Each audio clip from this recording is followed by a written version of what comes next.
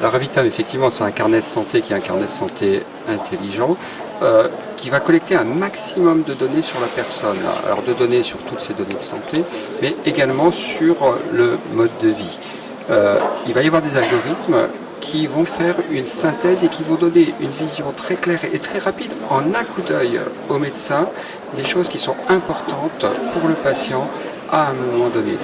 Donc le premier intérêt pour le médecin, c'est de ne pas avoir à répéter des questions en permanence qui sont les mêmes, et d'ailleurs qui agacent le patient de tout répondre aux mêmes questions, et d'avoir une synthèse de tout son mode de vie et de toutes ses données de santé.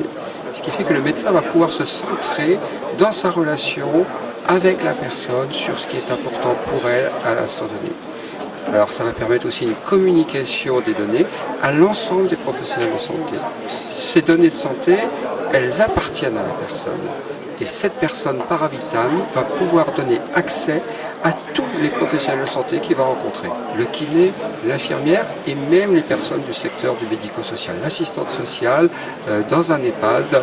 Et donc la circulation de l'information va être au bénéfice de sa prise en charge et va donc bénéficier aussi bien aux soignants qui va gagner du temps, qui va gagner en qualité relationnelle, et à la personne, le patient, par la qualité de son suivi et par la prise en charge des choses importantes pour elle-même.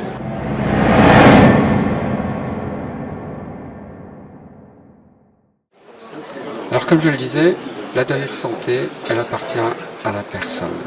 Cette donnée de santé, elle va rentrer dans tout un circuit qui va revenir au bénéfice de la personne, en tout cas qui doit revenir à son bénéfice.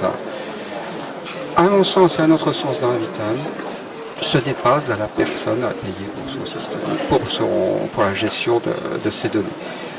Le médecin, lui, c'est une personne qui a l'habitude de travailler, et faire changer les méthodes de travail des médecins, ça n'est pas si facile. Et nous pensons que si nous faisons payer le médecin, eh bien, ça ne va pas aller non plus, il va avoir du mal à adopter ce système. Donc le principe d'Ravitam, c'est gratuité pour le patient et gratuité pour le médecin. Vous allez me dire, il va bien falloir générer ou faire circuler de l'argent quelque part, autrement ça ne va pas pouvoir marcher. Quand vous avez un carnet de santé qui est bien géré, ça va permettre la préparation des séjours dans les établissements de santé. Or, hélas, beaucoup de personnes passent par les établissements de santé.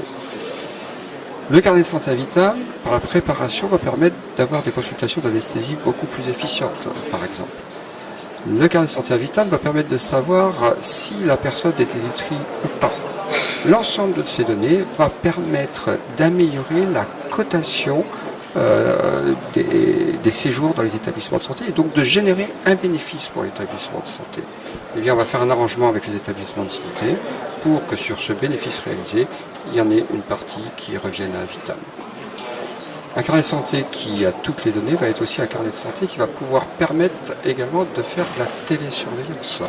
La télésurveillance, c'est des actes qui sont codifiés actuellement par l'assurance maladie et qui vont être cotés et qui vont pouvoir également permettre de rapporter à Ravitam. Un carnet de santé bien tenu, c'est des économies de santé, c'est des examens que vous ne répétez pas, c'est même des séjours en établissement qui sont économisés. Et donc les mutuelles et les assureurs ont tout intérêt à ce qu'il y ait des carnets de santé qui soient bien tenus.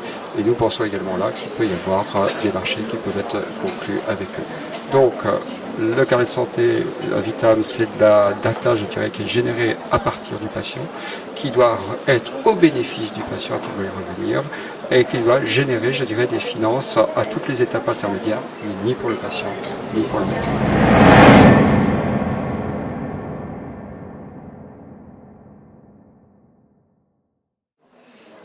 Alors, quel bilan? Alors, quand j'ai parlé de modèle économique, un petit peu ce que je viens de faire, j'ai oublié finalement ce qui nous a permis de générer de l'argent initialement. C'est qu'en plus, le carnet de santé Ravitam, il apporte de l'information aux médecins. Et il est un outil de développement professionnel continu qui là aussi a des finances. Et donc notre premier moyen, je dirais, qui a été un moyen que nous trouvons assez intelligent de diffuser le carnet de santé, c'est de dire aux médecins, formez-vous sur la prise en charge de différentes maladies chroniques. En même temps, on va vous expliquer comment fonctionne le carnet de santé Ravitam. Et là, eh bien, on a pour l'instant généré de l'argent à partir du développement professionnel continu qui nous a permis de faire nos premières étapes. avec un bilan qui est positif, et maintenant nous devons passer à un niveau supérieur avec des marchés, avec les établissements de santé, avec les mutuelles, et puis ce que nous avons démarré début 2018, c'est la télésurveillance. Donc un bilan qui est positif, mais on doit booster sur la croissance.